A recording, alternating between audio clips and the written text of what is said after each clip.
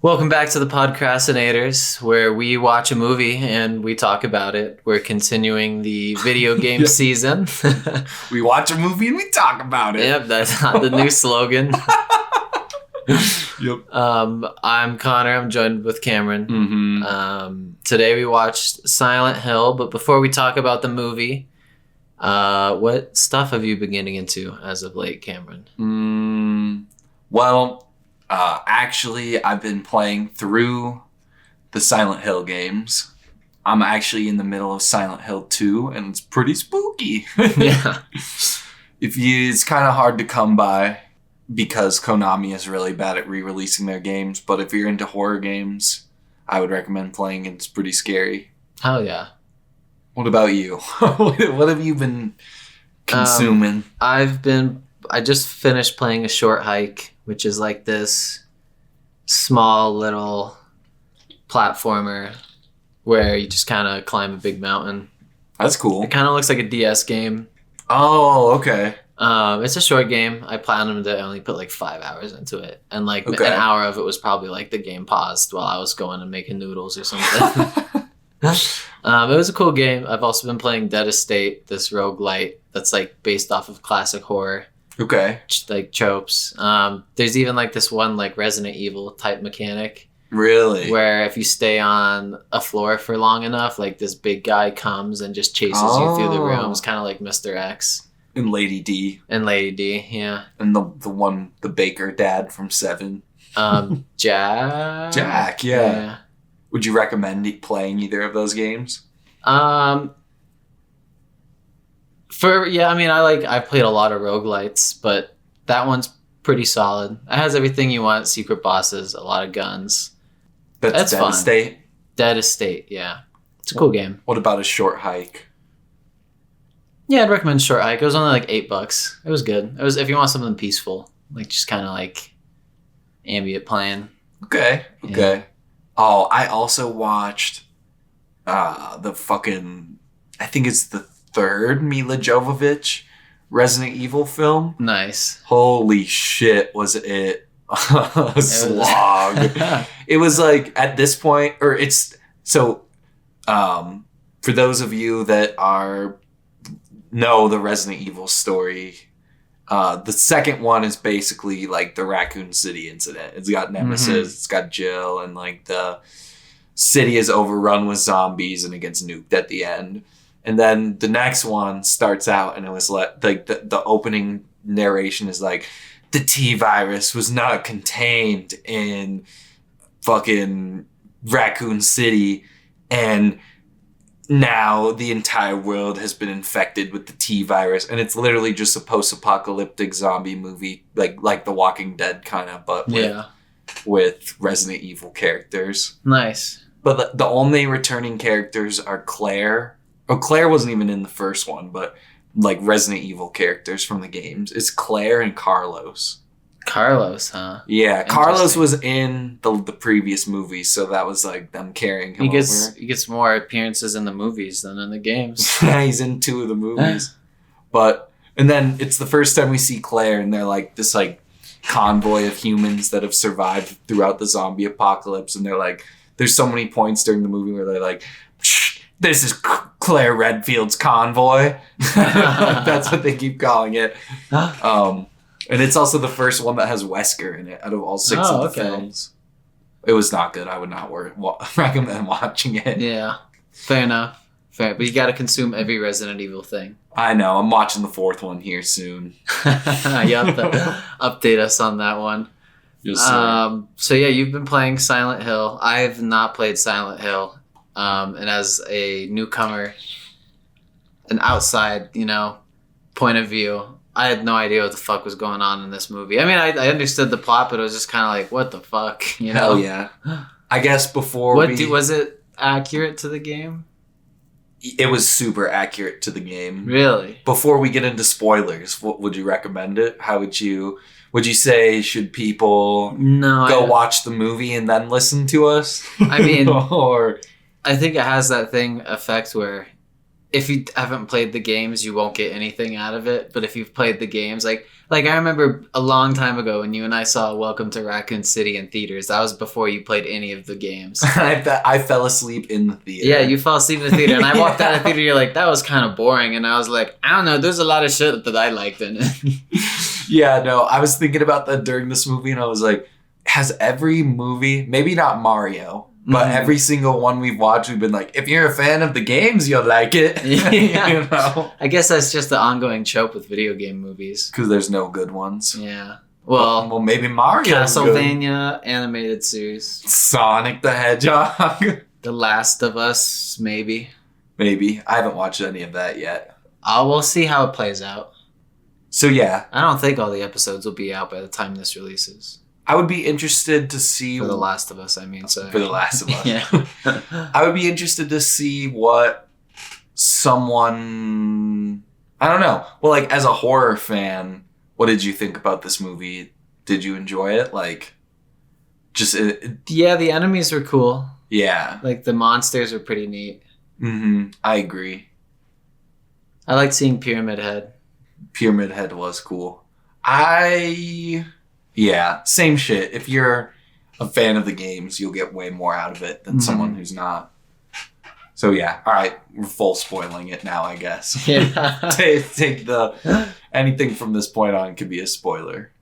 So yeah, it was pretty much the exact story of the first game of Silent Hill 1. I thought you played as a dude in the first You one. do play as a guy looking for his daughter, Oh, but like, it's just a mom and dad reverse. all of the beats are exactly the same. Like so this movie is like the game doesn't really include any of the stuff with the girl having some sort of weird sleepwalking connection to Silent Hill. It just like starts with a dad and his daughter driving, and then they get in a crash, and then like the dad wakes up in Silent Hill and he can't find his daughter.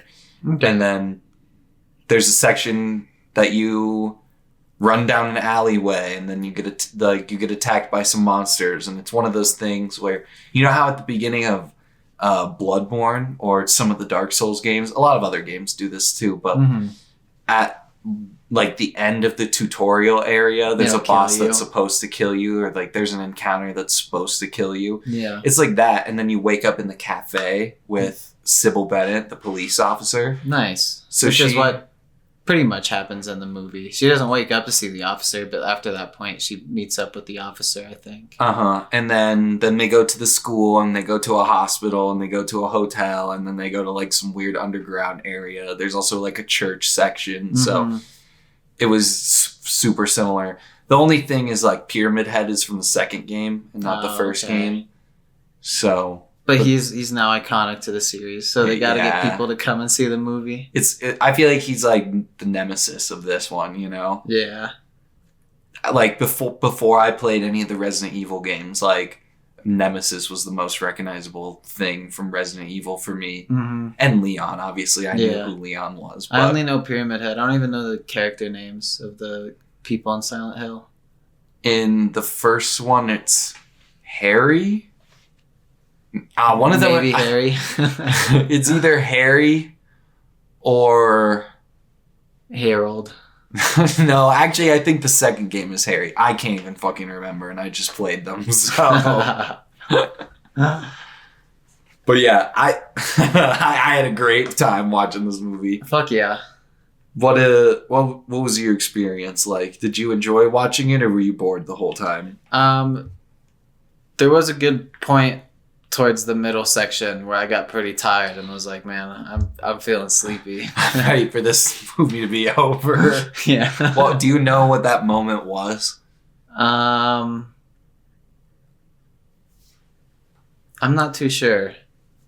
Okay, maybe it will come to you as It kind of just like there's a lot of filler in between. She met the cop, and then it's just like her and the cop running around the town for like an hour and 40 minutes. Where's my daughter? Yeah, and then they meet some characters and they die, and they see a new enemy, and then they survive, and then they see a new enemy, and then they survive.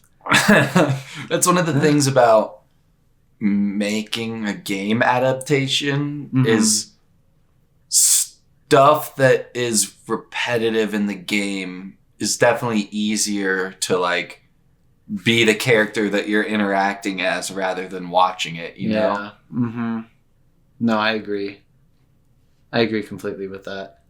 So I feel like the best stuff is the ones that like dive. I mean, I guess it's lore accurate, right? But like, it's I don't know. When I think of, all right, I'll say The Last of Us is a good adaptation for right now. All of it hasn't come out as of this point of recording, but that and like Castlevania, like when you watch it, it's not like,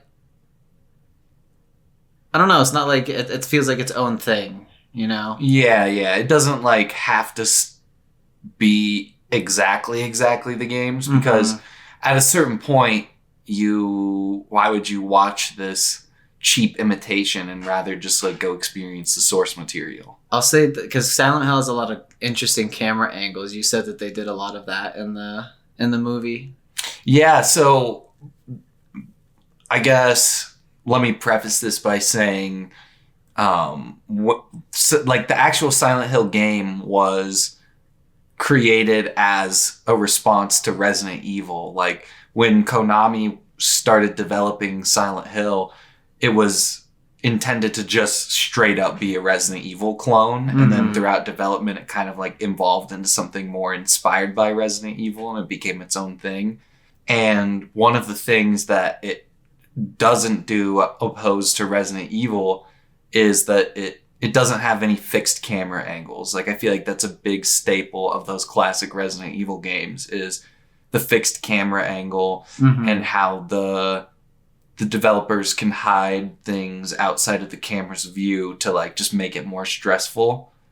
But Silent Hill kind of does the so you can freely move the camera at certain points, but most of the time the camera is dynamic and follows the character around. So there are really interesting shots and angles of your character that the camera will like shift and zoom. It still sort of does the same thing where it will like hide things off screen, but the camera is much more dynamic. Yeah. And it is also able to hide things off screen through the use of the fog and the darkness. Nice. So, which I thought the movie also really did a good job of capturing the fog and the darkness. Yeah. But what that entire preface was building up to was at the very beginning when the main character, I can't even remember what her name is. Rose. Yeah. It was Rose.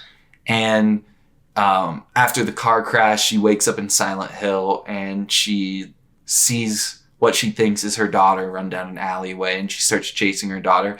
And some of those shots of her going down the alleyway were like shot for shot accurate with like how the camera moves and tracks your character. Like that was super cool to see. That was one of the things I really thought about this movie is there were times that the cinematography was fucking sweet. Like there were some really cool looking shots. And then there were other times that it was just so fucking bland and like they were like weirdly like zoomed in or like also before I forget, the fucking audio mixing on this movie was awful. I like fucking it'd be like super quiet and I'd have to like turn it up to like 20 something or 30 and then they'd do like a small little thing like drop a crowbar. And then a bunch of enemies would come and be like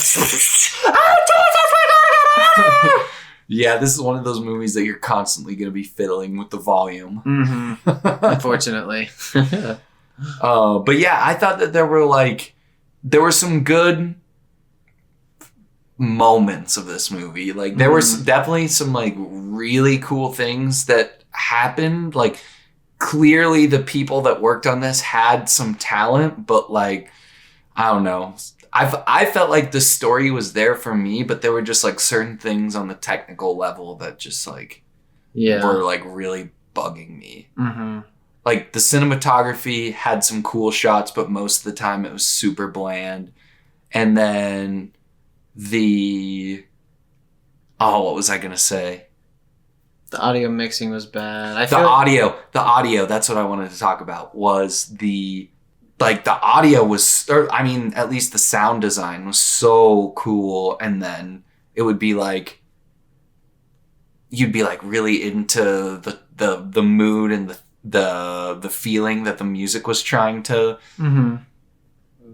make you be in, and then suddenly, like you said, there'd be like something crazy, some like super loud thing. You'd be like, oh fuck, gotta turn it down. Yeah. Like, just out of nowhere, they would just destroy your ears.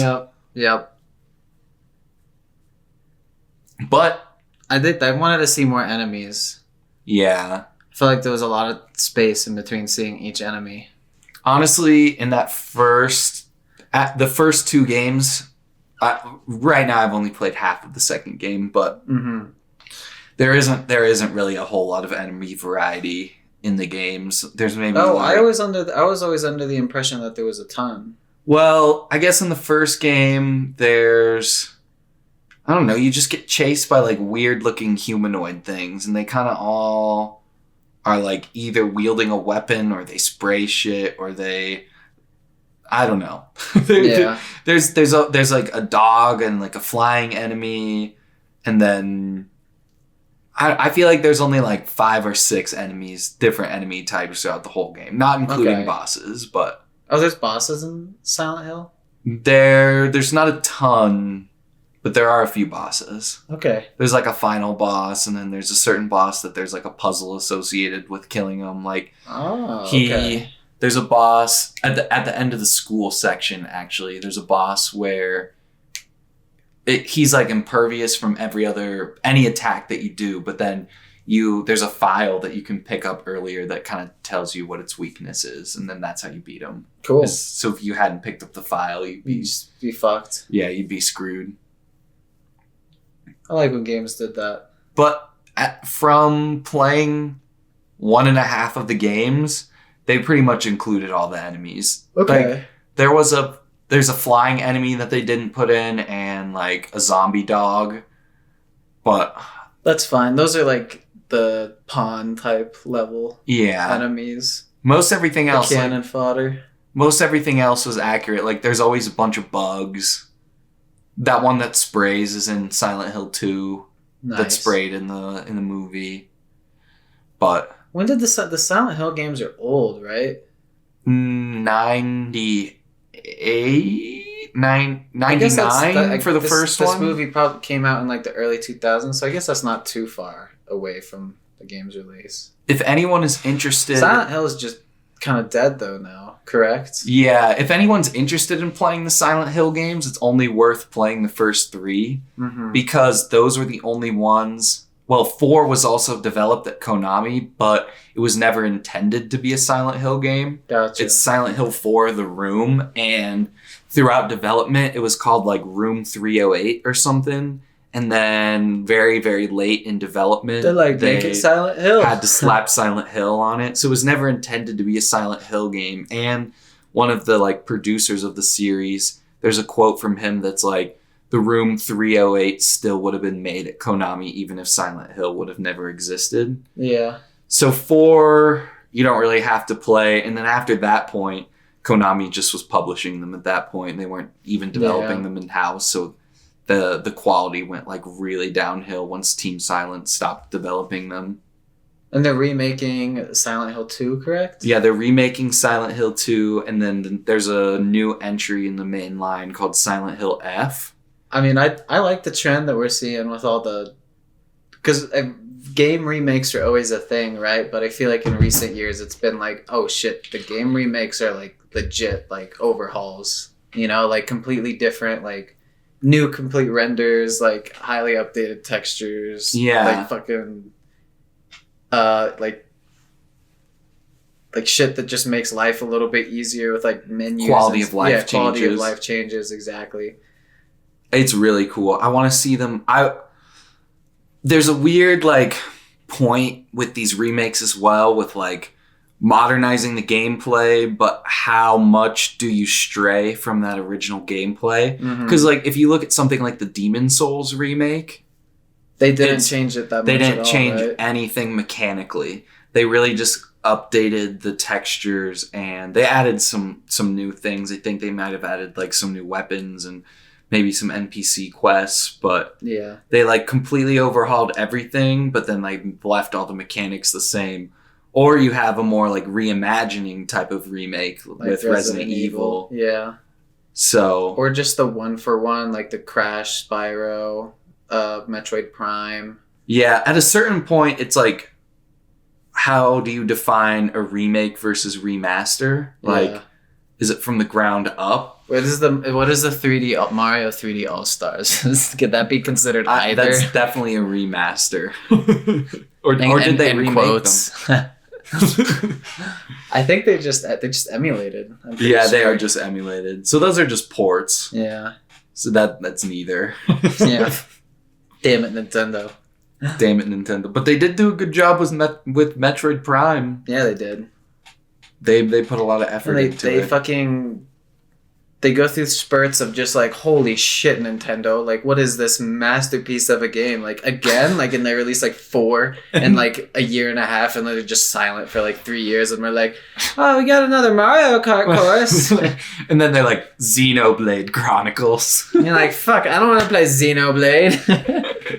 They're like, just wait, Zelda's coming, we promise. It's gonna come out. Remember at Metroid some Prime point. 4? We're gonna do Metroid Prime 1. Yeah. It'd be Well, sick if they announced they're doing the second and third one. If they have before this comes out, that's neat. yeah, that would be cool. No, I do want to play. They have to, right? Because it's been like 15 years since an entry in the series. Yeah. So I feel like you're kind of shooting yourself in the foot by just releasing Metroid Prime 4 and expecting people to Like immediately jump on yeah. board. I feel like you have to re-release 2 and 3 as well before. 2 and 3 should be bundled together, I feel like. I feel like if they release them both at $40, I feel like that's worth it. As long as they're That's not true. charging full price, I think that they can.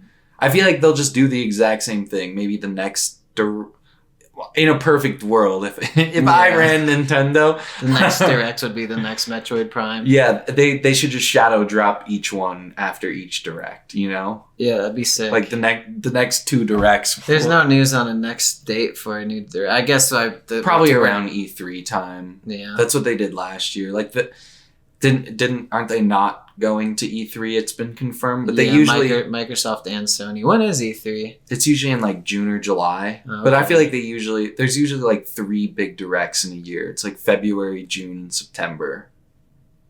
Yeah. So Oh, Nintendo. I bet it will be in June. Just take all my money, Nintendo. Sometimes they'll do like mini directs, but Yeah, like the indie showcases. I'm sure that there will be a Zelda direct before Zelda, but I bet we won't get a main direct before that. And I bet you there's Bro, that's gonna be fucking crazy. unless depending on when this comes out, we're pretty close to Zelda, so Yeah. we might already know this information. But at the time of recording, we don't know. Yeah. A little look back in time at the fucking... Yeah, if you want to know when we recorded this, the February direct just happened. So Yeah. a little peek behind the curtain. Okay, I had way more I wanted to say about the Silent Hill movie, though. we yeah. kind of got away from it. Yeah. Go ahead. One of the things, oh man, it's been a minute since we've talked about the sound, but that was another like nugget of goodness that I got from this movie was the sound design. Not actually, the sound mixing was horrible, but like the actual sound design was itself good. Okay. was really cool. The original composer from the games, let me just butcher his name really quick. It's Akira Yamaoka. So he started his game composing or just music making career on Silent Hill. And there's also another composer on this movie. His name is Jeff Dana. I don't know how you pronounce it, but to me it sounded like that they just took music directly from the first game. Yeah. So I feel like I would be very interested to see how much input Akira Yamaoka had with the music, or did he just get credited because they just Used it. used the game music? So, Yeah. but there were a lot of tracks and sound effects that came directly from the games, which I thought was really cool. Neat. I guess that's another one of those things that if you're a fan of the games, you'll get way it's more like, out oh of. wow, that's just like it, and then yeah. So it did a really good job for me, at least, like building, like it felt exactly like Silent Hill. Uh-huh. But Fan service, people can hate on it, but when it's directed at you, it feels so good. yeah. When you're watching something and like fucking, it's just like, hey, remember this? And you're like, oh fuck, I do remember that. Remember Boba Fett? Remember Boba Fett? Remember Star Wars? I remember. Anyway, fucking, there were two specific times that really jumped out to me that the audio mixing was atrocious. Was when they're first driving to Silent Hill and there was some music that was playing over the car and it sounded I don't know for sure, but it sounded similar to music in the game. Mm-hmm. I don't know if it was original music for the movie or something like that, but it was like playing over and it played for like 30, no, not even 30 seconds, maybe like 15 seconds. And then it went into the car and then it was like, oh, this is just the music that the characters are listening to, like that trope where like the characters are actually listening to it. Yeah. But then it was turned so far it'll be down. like, it'll be playing and then they'll take out their headphone and it'll stop the music and you're like, or like in the new Batman movie when they're in the Batcave and the Nirvana song's playing and then Alfred comes in, then you see Bruce Wayne turn the radio off and you're like, he's like, get out of my room, Alfred. But Batman was bumping Nirvana? Yeah. Like, okay. all right. Like, I don't think Batman would do that. I guess he's kind of feeling a little edgy recently, huh? But anyway, when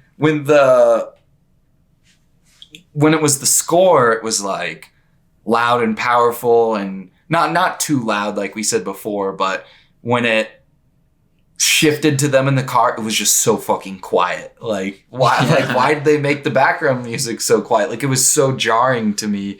I do remember what you're talking about, actually. I remember thinking that too. I was like, the song is like pretty decent and it sounded at least similar to something found in the game, and then it was just turned down. I was like, oh, that was doing a really good job of like building the mood, and they just decided to cut it early. Damn. And then there was another moment when they are at the church and she is about to go down the elevator. and then the elevator starts falling down, and the audio mixing just destroys you with her screaming, and it's like, ah! As like this elevator just plummeting down the hell, just chains rattling, and then there's the cop getting beaten up upstairs. Yeah, like, her face getting bashed in. That was another thing when they burned the cop at the stake. That was pretty graphic. They had some graphic deaths, honestly. They did have some graphic deaths. I'm about it. I will say the deaths were satisfying to me. Yeah, and then I don't know anything about the game, but the way everybody died, I was like, that was kind of cool. Yeah, and they did a good job of, like, I don't know, for me at least, it was like I was super into the like you're scared by the demons and shit, and then they kind of flip it that like these people are a cult that have been sacrificing people and children. And then you're like, oh, well, maybe the monsters aren't so bad. And then they have some cannon fodder to kill all the people. And you're like, nice. Yeah. That was some good kills. Yeah, dude. That was some good horror kills. The fucking, like, ropes and ropes of barbed wire just, like, entering people's skin. That was pretty cool. Mm-hmm. The CGI, though, did not hold up. No, the CGI did not hold up. Maybe, I don't know. It wasn't that jarring where it's like, oof, like that looked really bad. Like there were some points that I thought it was pretty jarring for me at least. I didn't think it was like, in terms of shitty early like 2000 CGI, it wasn't the worst. It wasn't the worst. I could watch it now and not have it be like it didn't feel that old to me, I guess. I think that the scenes that the CGI was like well lit, it did not look good. Like there was one transition. In the darkness it looked way better. They should have taken that from the games. That like the more shit you can hide, you can kind of hide the limitations of your technology, I guess. Good point. But there was one transition. That is a funny point. That is kind of ironic, right? It's like that's the whole point of the game is that they did that. You think they'd maybe apply that philosophy to the movie? I mean, they did in a lot of ways. I guess you're right, but like. But there was one transition to the nightmare world that it was not good because it was like very well lit, in my opinion. One of the bugs, did it have a human face when it was screaming? It looked that was a little weird too. Yeah. There are bugs in the games just like that. Not like that many because it couldn't handle that many assets on the screen. Dude. I'd rather be stabbed by some demonic creature than get swarmed by bugs. Pyramid Head, stab me! I don't want to get got by the bugs. If I'm going out my way. Pyramid Head! Take me, Pyramid Head! Take me, I'm ready. Rip off my skin. Spare me from the bugs. So, what did you think? If you had to guess, what was the plot? What happened in this movie? A girl was brought because she looked like a girl. Another girl. So this girl was brought to this demon town because she looked like another girl for some reason. And then their mom follows. And then they see a bunch of weird shit. The mom partners up with the cop to search for her daughter. They find that there's normal people there. And that they're part of a cult, and they're like, oh, we gotta go solve this shit. And then they went to the demon heart. Yeah. And I think I got an explanation for this. So. And they realized that the whole demon world was the result of this burned child that was burned by the cult. Uh-huh. And the Burns demon child could not could not kill the cult because they had a sanctuary, and then the main character like bled all over the sanctuary because the demon girl morphed into her.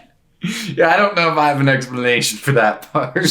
And then the demon girl comes out with a bunch of barbed wire, like ropes, just like coming out from the depths of hell, and it like enters into all the cult people. And then the daughter and the mom are reunited and they go home. Yep. Well, one of the things that sort of disappointed me was that... Is that what the game story is? Yeah, but like there's a little bit more to it. I think in this movie, they are really blatant about them dying in the car crash. Like that, I felt like was revealed super early that they were like actually dead the whole time. The mom and the little girl. Oh, they were? Yeah, because that's why like when they actually went home at the end, they weren't there. They were like in the fog world. Gotcha. Because so here's the thing about the games is that there's like 4 or 5 endings, and they've never said like what the canon ending is. You know. Yeah.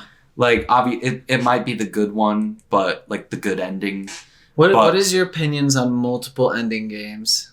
I feel like it's cool. As long as there's, like, the canon one that they can, like, continue to build off of. But I think it's really cool. For me, it's, like, I feel like 3 or 4 is, like, max. Anything more than that is just kind of annoying. If there's an achievement lock to it. If not, then it's fine. If there's an achievement lock. I feel like, at least for me...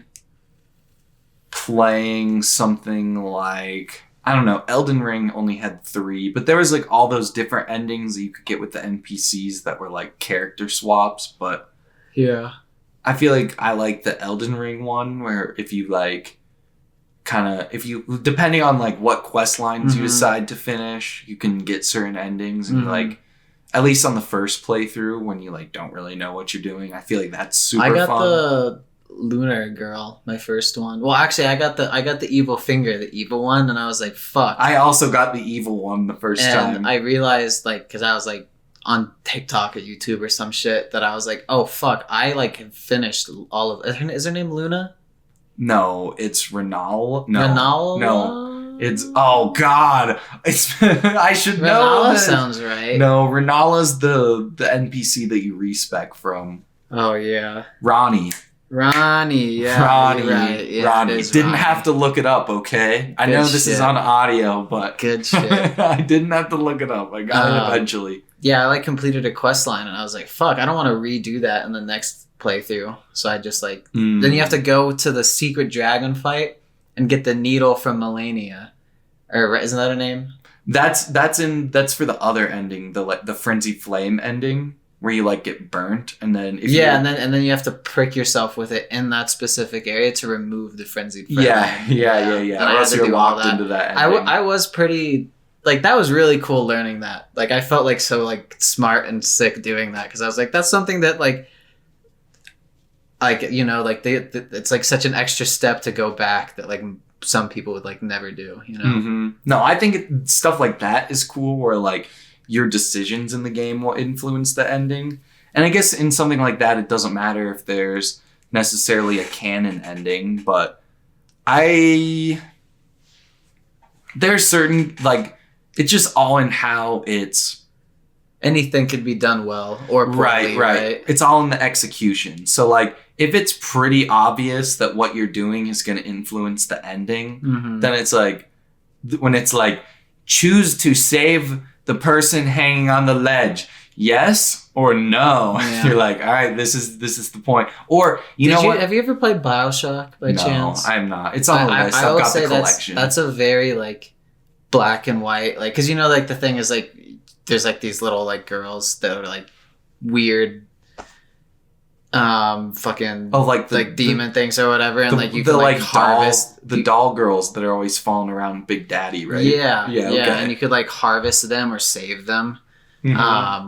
Which like if you're harvesting them you're killing them, so you're obviously like doing evil, but it's a fun game. It's very black and white in that way where it's like but you get more stuff if you harvest them, like more upgrade points, which is interesting. Okay, it's a cool game. Something but like you said, it's always an execution. Even when you think about like a bad example, like, oh, do you save her? Yes or no? And like the yes is in green and the no is in red, and there's like a little skull next to it that says, "You will be evil if you choose this." And then you've got the little green countdown circle, like choose. You have 5 seconds to choose. Yeah, I feel like another game that sticks out in my mind is Injustice 1, actually, when you have to like choose to side with Batman or Superman.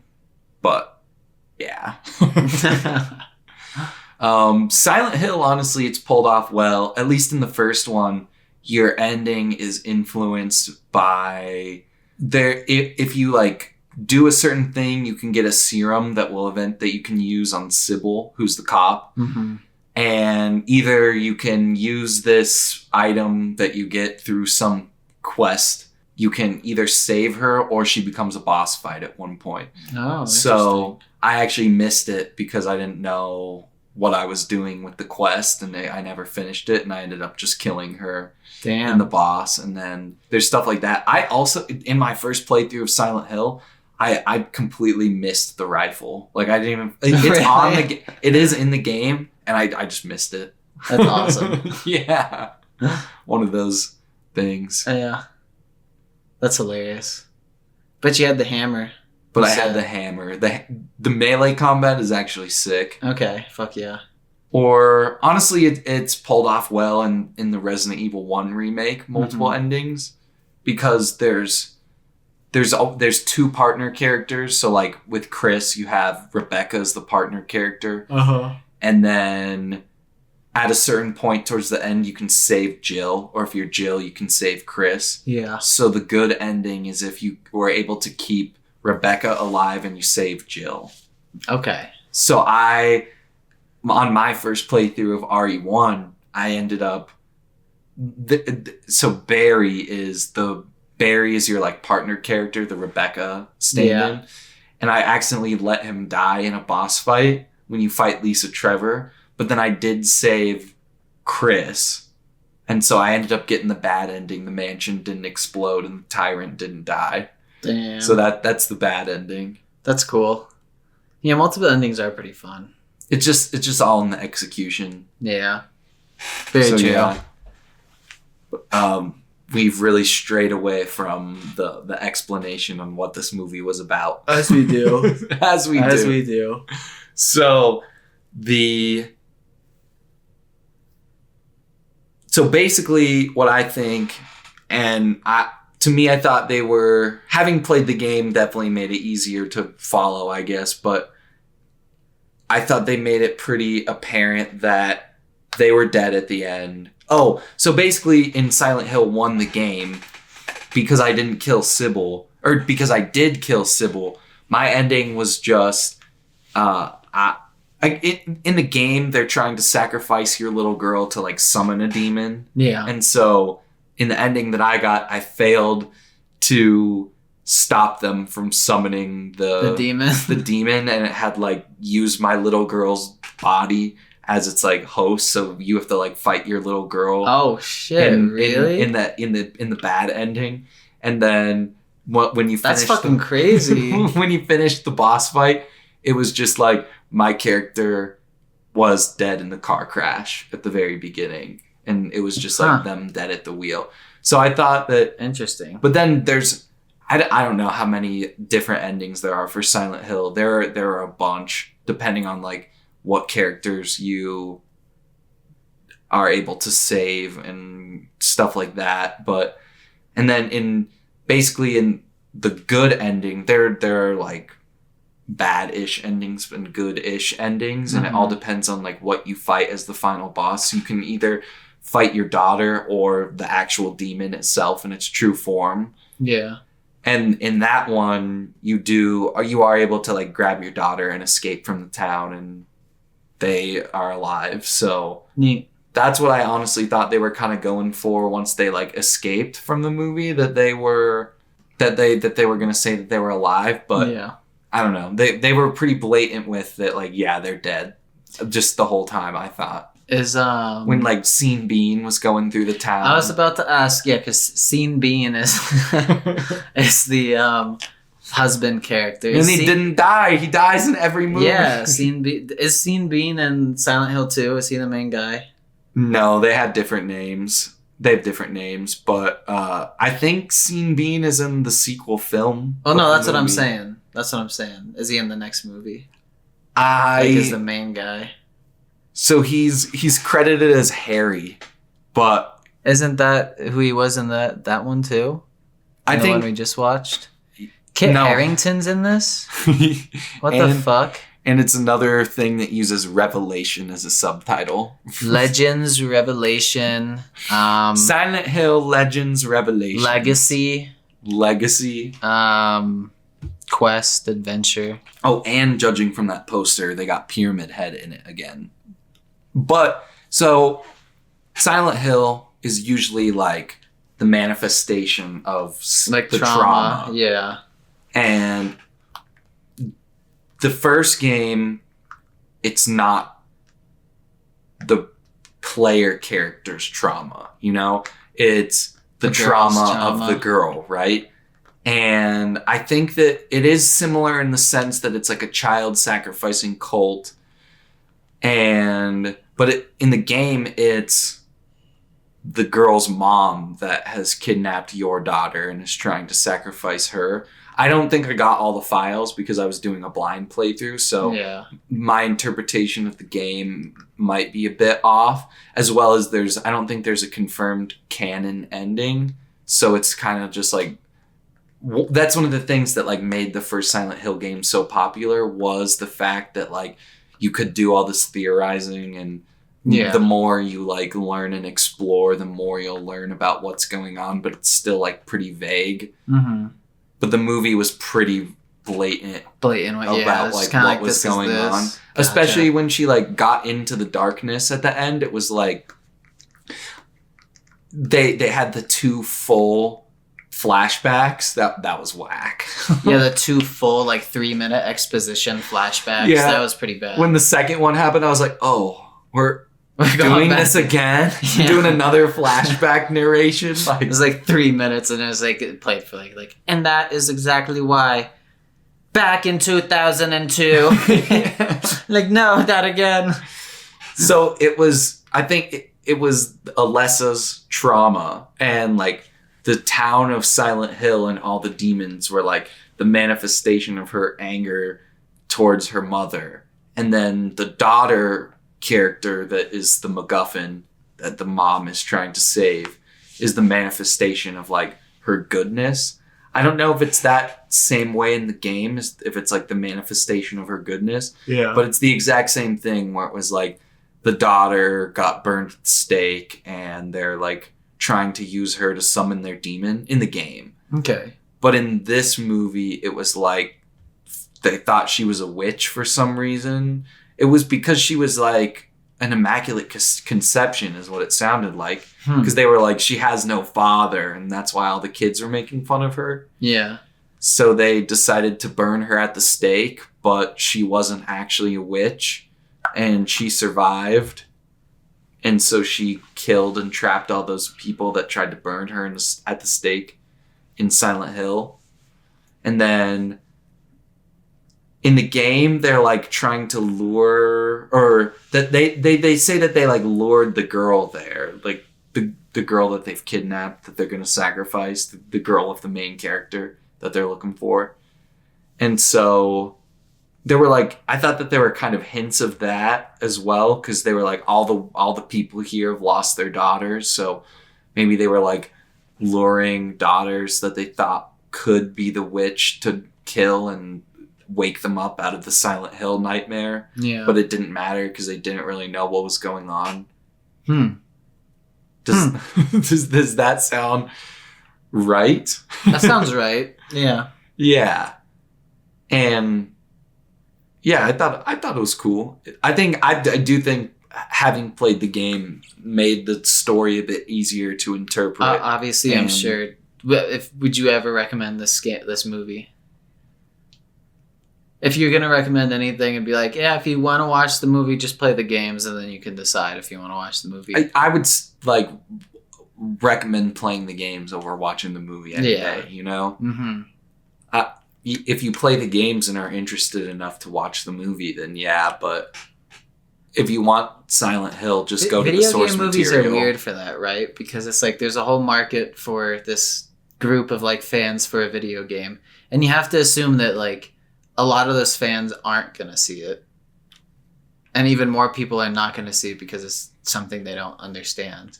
Well, I guess that's like the idea is like maybe you can capture a newer audience with it, but that's how often does that succeed? I mean, even for the Castle, like the only video game adaptation I really fucking loved Castlevania, but I still have yet to play a fucking Castlevania game, you know? Yeah, I think that at least the purpose of the adaptation, I don't know if it should be to draw people to the games. Mm-hmm. I think it should probably stand on its own. Yeah. But also, isn't that the reason that they make the video game movies? Is because that's what I'm saying. You already have the built-in audience that you can market it for. So it's like making sequels. But also what I'm saying is like in my mind, it's like it's weird. Like I get it, but it's also weird because like you have to like imagine that not every like fan of say Silent Hill is going to be like, I'm going to go watch the Silent Hill movie. Yeah, I mean, the reason that I put it on this list is because of that. So yeah, is because I didn't know I would get to the games by the time that we watch this, mm-hmm. But like, I'm glad you did. I'm glad that I did. An interesting perspective to it. Yeah, they're hard games to play or get a hold of. Because Konami is so bad at re-releasing their shit. Yeah, good. Fuck you, Konami. That I know that we talked about remakes a while ago, but I want all right. I will caveat: if you release Metal Gear Solid remastered, then I will take back your fuck you, Konami. But until then, fuck you, Konami. I would take just the exact same mechanics of MGS1, but just like with way better graphics. Like give it the Demon Souls treatment. Yeah. I don't know if... Honestly, I really liked when Halo 2 did the thing where you could swap between the old graphics and the new updated graphics. Oh, was that on the Master Chief Collection? Mm-hmm. That's cool. Yeah, like you could do it at will, and I think that's like a super cool thing. It's also really funny because like shit will be like exploding and like there's a vast galaxy of like swirling like planetary systems and like fucking aerial battles, and then you push like Q or whatever and it'll go to the other one and there's like a little purple ship flying in the sky above you. That's awesome. It's like, wow, that came a long way. I think, but also it would be really cool to, like, what if they did it in the Fox engine and like made it like MGS5 gameplay wise, but you're the like Fox. going... I feel like the Fox engine has to have been retired, right? Metal Gear Solid Survive was the last time we saw it, and that was like... But it's because Konami owns it. Years ago? They can still use it, though. I feel like it's still like a good enough engine that they can develop it for, you know? Yeah. Develop games for it. They only used it for 2 games. That's true. I don't know if they ever would use it, but I would so take this, just the story of MGS1 and the Fox engine. That'd be really cool. That'd be very cool. Oh, Konami. Oh, Konami, please stop making pachinko. Yeah, I don't find another Metal Gear Solid pachinko machine. Well, I guess maybe they're testing the waters with Silent Hill, and they always make Yu-Gi-Oh games, so... You know, we for as much as we fucking bring up Metal Gear Solid, and we're in the video game season, Metal Gear Solid would be the best game to movie adaptation. It's so cinematic already. Yeah. Just like it... I'm sure it would be sort of similar to maybe The Last of Us adaptation, because that's also so cinematic that it's easier to translate than something like, I don't know. But I guess by the time this comes out, we'll know how the Mario movie was. But at the time of recording, we haven't seen the Mario movie yet. Yeah. Hopefully that's good. It's just gonna be fan service. It's gonna be really well animated. That's my prediction. It's probably already out, or I think it might be out. Were we right? Were we right? Yeah. Let me look at my notes. I might just have like rapid fire things that I want to say. Hell yeah. Oh, Taint Town. Well, there was a point in the movie when they're looking at newspapers and it's like Silent Hill, the tainted town. We're like, Taint Town. Yes, Taint Town. So, Taint Town. We already talked about the car music. Ballsack Town. The fucking... we mentioned this, but the editing specifically was not good. Yeah. The editing was tough. Yeah. There's like the car chase at the beginning when it's clearly just sped up footage. Yeah, that's right. Like, they didn't even like actually shoot a car chase. They were like, okay, now drive the speed limit and we'll speed it up in post. Yeah. And then when they're in the bathroom in the school and there's like the one monster that is in all the barbed wire and shit, and she has to grab the thing out of its mouth. When she like first runs into that in the bathroom, and the editing was so bad, it was like flashes on it, and like I know that they were trying to not really let you have a good look at it, but it was just done in such a poor way. Like I was like, God damn it, just like show me what it looks like instead of like these brief flashes of the flashlight. Like, and it was done to look like it was the main character's flashlight, but like, why would her flashlight be doing that? I don't know. Yeah, like flinging that part was so fucking weird to me. I think that's all I have about the editing. The editing was just all over the place for me. Yeah, no, it definitely was. Here was an Easter egg, was that it only happened once, but maybe they were worried that it would get annoying, but I don't think so. They should have brought it back up again. But at the very beginning, when the cop and the main character are together and they start kind of getting swarmed by monsters, their radio starts, the static in the radio starts going like, and in the games, that always happens when there's enemies. Yeah, when there's enemies around, there's like a radio item that you can pick up, and if you in your inventory, you can turn it on or off. and so if it's on, it will always like static if there's enemies near. Interesting. So that's an Easter egg from the game. I liked the line when the one cult member was like, the elders of my elders. Like, I thought that was kind of a good line. I actually liked that.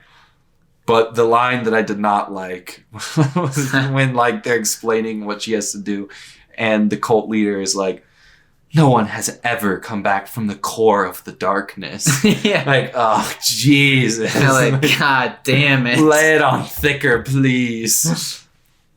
I liked, my favorite line was when the evil demon girl's talking to the main character, and she's like, who are you? And she's like, I have many names. And I was like, fuck you. Yeah, fuck you. I have been called many things. And you're like, all right. Yeah, I guess. She should have just been like, I'm the manifestation of her anger. But I guess it was kind of implied that that little girl was a demon that was attracted by this intense anger of the girl, and it was through the power of this demon that the world was created. I don't know. That's what I liked about this movie, is that it was still sort of up to interpretation. Yeah.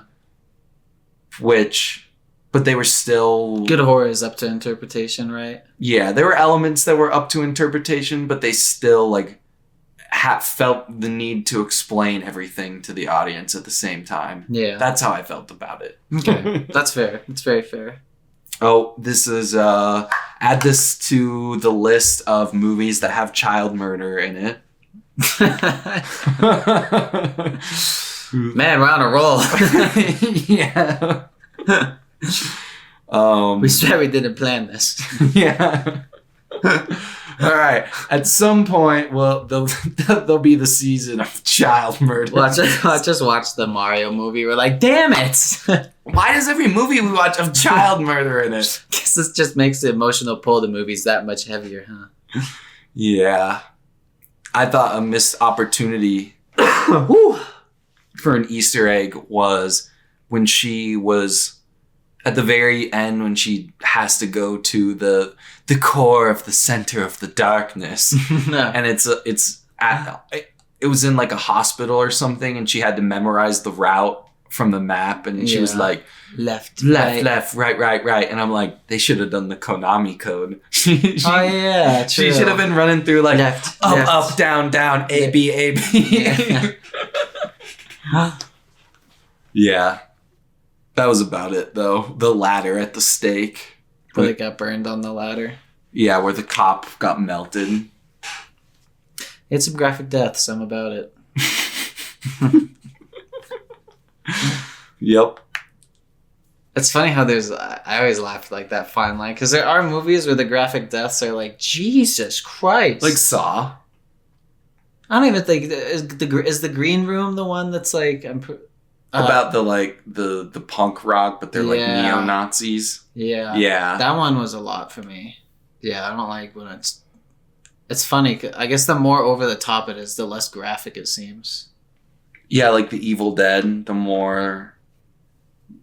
or Mortal Kombat as well. Mm-hmm. I think also it's sort of like the tone that it's done in, because for me, like, I feel like the Saw movies are more effective or have effective, like, not necessarily more effective, but like, the gore in it works because the gore is more like reactionary. Like there's like a lot of like reaction to them getting like ripped apart, which makes it just a lot more like visceral and like ugh. I'd say like there's like the disturbing gore deaths, and then there's like the cool ones, like the Mortal Kombat ones that are played like to be like, oh, you know what I'm saying? Like it's like the tone where like in Saw you like are seeing them suffer, and it's like, oh God, Jesus. Yeah. But I know I've said before that you like kind of get numb to it, and they know that you're there for the graphic deaths. So like as the series goes on, there's less and less of that. Maybe you get like, I don't know, watching them all the way through, maybe I got desensitized to how like the formula of the Saw traps. But maybe it's that type of thing. But like the early Saw movies can be tough to watch. Yeah, that's fair. All of the Saw movies are a little rough to watch. I do want to cover them here. We will. I'm sure we will. Be on the lookout for that. Yeah. And as always, if you want us to cover a movie, let us know. Yeah, true. If there's something you want us to watch, Yeah.